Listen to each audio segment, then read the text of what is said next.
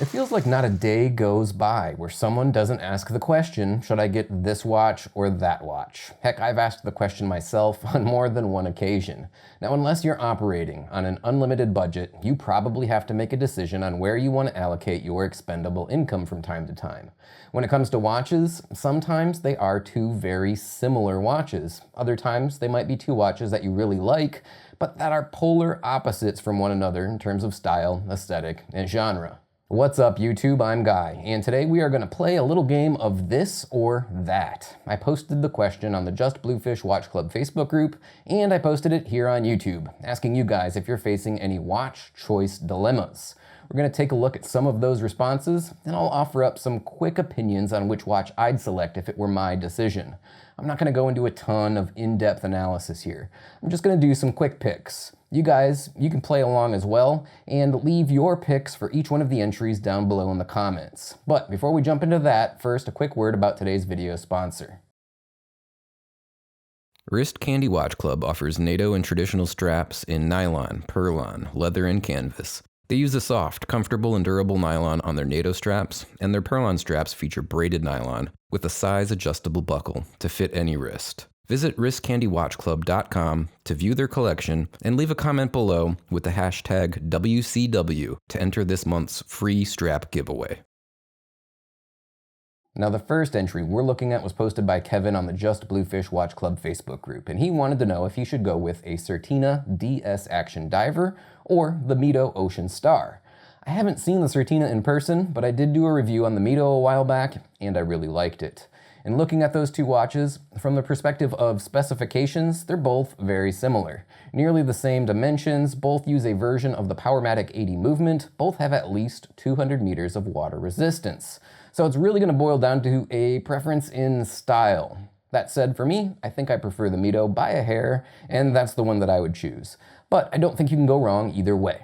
Ohio EDC posted on YouTube saying that the decision between the Rolex Explorer and the Omega Aqua Terra has had him scratching his head for over 18 months. First, I have owned the Explorer, and that watch didn't work out for me. But just because it wasn't right for me doesn't mean that it's not right for anybody else. So that won't affect my perspective on this too much. The big difference between these two watches is, of course, the price. The Rolex Explorer is $6,550 and the Omega is $5,700. I'd also expect that you can find the Omega for at least a 5 to 10% discount, meaning that you'd save well over $1,000 if you went with the Omega. That said, if money isn't a factor, I think I would actually suggest the Rolex. For me, the design elements are just a little bit more classic, and I find it to be a bit more attractive. That said, I did sell mine, and I have thought about getting a 38mm Aqua Terra, so it's a tough call to be sure. Charles asks on Facebook, Monta Triumph or Zin 104? This is probably the most difficult one so far because these watches are very different. I've reviewed both of these watches, and I have liked them both a lot. The decision is really going to be affected by what you might already have in your collection. The Monta makes for a better all-around, casual, everyday kind of watch, I think, and the Zin is a pure tool watch.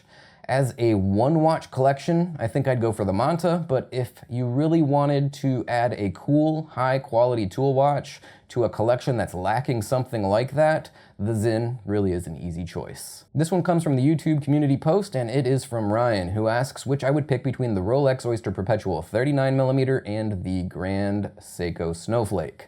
Now, I do like, but don't love either one of these watches, and it's kind of for the same reasons. It came down to the proportions and how they wore on my wrist.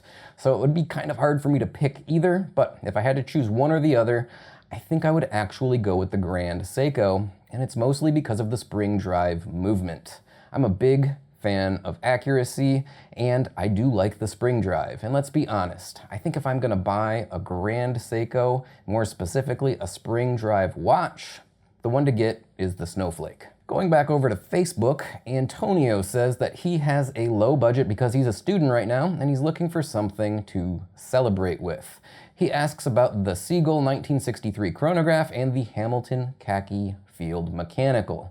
Now, I am going to be a little bit biased on this one. I really love the Hamilton Khaki Field line of watches, and it's nothing against the Seagull because it is a good and one of the more affordable mechanical chronographs on the market.